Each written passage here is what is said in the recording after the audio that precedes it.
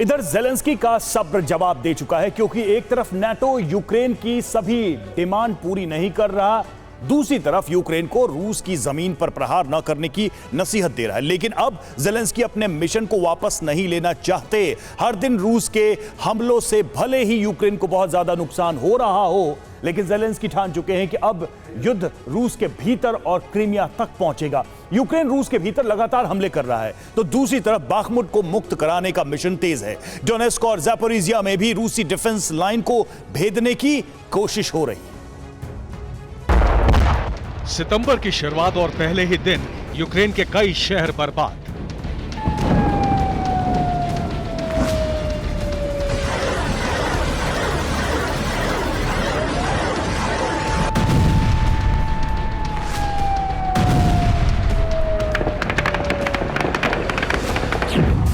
अगस्त खत्म होने के साथ ही बढ़ गई है दोनों देशों की सेनाओं की बेचैनी।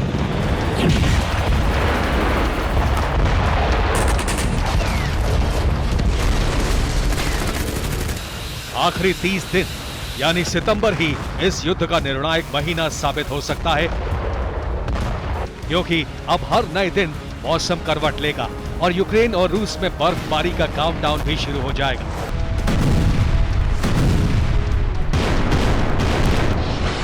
यही वजह है कि सितंबर के पहले दिन से ही जंग के एक नए फेज की शुरुआत हो गई है और दोनों सेनाओं ने अपनी पूरी ताकत झोंक दी।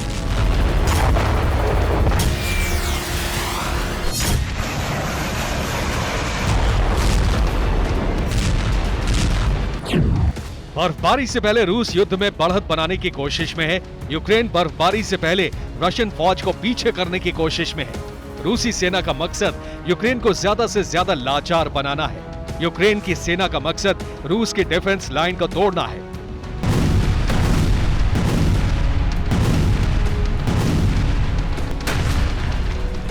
एक तरफ यूक्रेन को इस ताबड़तोड़ प्रहार का जवाब देना है, तो दूसरी ओर रूस के भीतर बड़े हमले को अंजाम देना है। रशियन फोर्स की रणनीति भी दो हिस्से में बढ़ चुकी है। एक तरफ अपनी जमीन पर हमलों की साजिश को नाकाम करने की कोशिश होगी, तो दूसरी तरफ यूक्रेन में ज्यादा से ज्यादा तबाही मचानी होगी।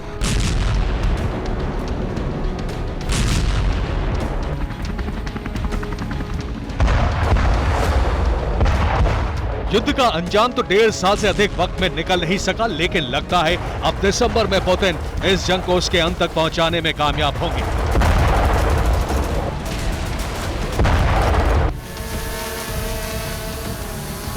यूक्रेन ने एक बार फिर ब्रियांस्क में ड्रोन से हमले की कोशिश की है।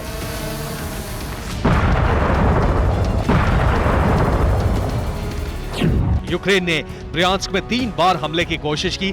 रूस का दावा है कि यूक्रेन के हमलों को एयर डिफेंस ने नाकाम कर दिया। यूक्रेन ने फिर एयरक्राफ्ट मॉडल के ड्रोन का इस्तेमाल किया।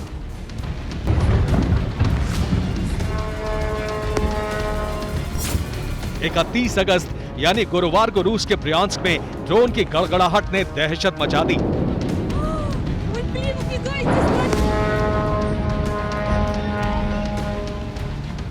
ब्रियांस्क की सुरक्षा में तैनात एयर डिफेंस के रेडार ने भी ड्रोन को इंटरसेप्ट किया था। इसलिए वक्त गवाए बिना आसमान में उड़ रहे यूक्रेनी ड्रोन्स पर एयर डिफेंस से प्रहार शुरू हो गया।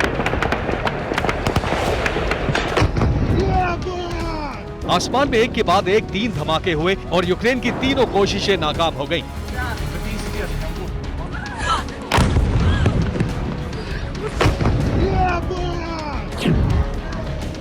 धमाकों के बीच एक तस्वीर ऐसी भी आई जिससे पूरी दुनिया को ये सबक मिलता है कि युद्ध किसी देश के वर्तमान ही नहीं बल्कि भविष्य को भी किस तरह बर्बाद कर देता है।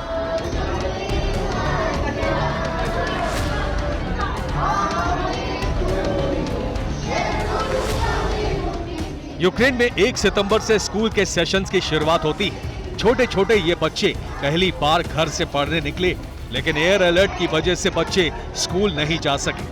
सभी बच्चों को अंडरग्राउंड शेल्टर में रखा गया।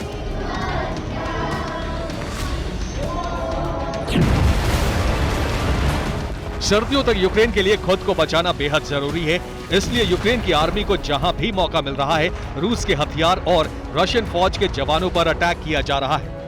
देखिए कैसे यूक्रेन के हाइमार्स के प्रहार से रूस का एक 152 mm आर्टिलरी सिस्टम नष्ट हो गया।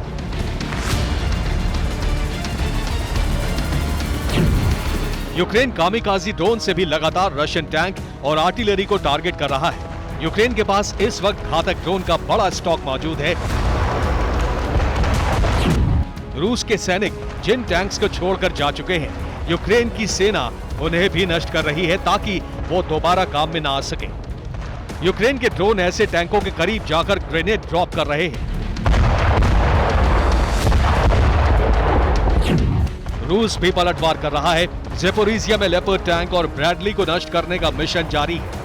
गुरुवार को फिर रूस की आर्टिलरी ने हमला किया और ज़ेपोरिज़िया में ब्रैडली आर्मर्ड व्हीकल को नष्ट कर दिया।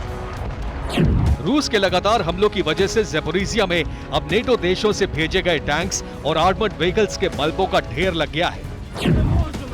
यूक्रेन के सैनिक आर्मर्ड व्हीकल M113 में सवार थे। एक जवान वीडियो बना रहा था, तभी अचानक एक जोरदार धमाका हुआ। आग की लपटें उठी और गाड़ी हिलने लगी, लेकिन जवानों की जान बच गई क्योंकि ये बख्तरबंद गाड़ी थी।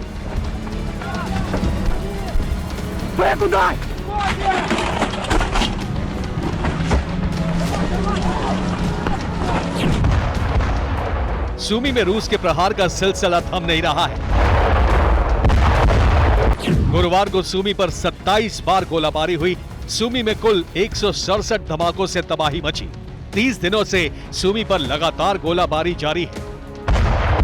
रोबोटाइन में भीषण जंग चल रही है। यूक्रेन की आर्मी ने वहां पूरी ताकत लगा दी है। यूक्रेन की आर्टिलरी लगातार गोलाबारी कर रही है। यूक्रेन ने यहां क्लस्टर बम से हमला किया।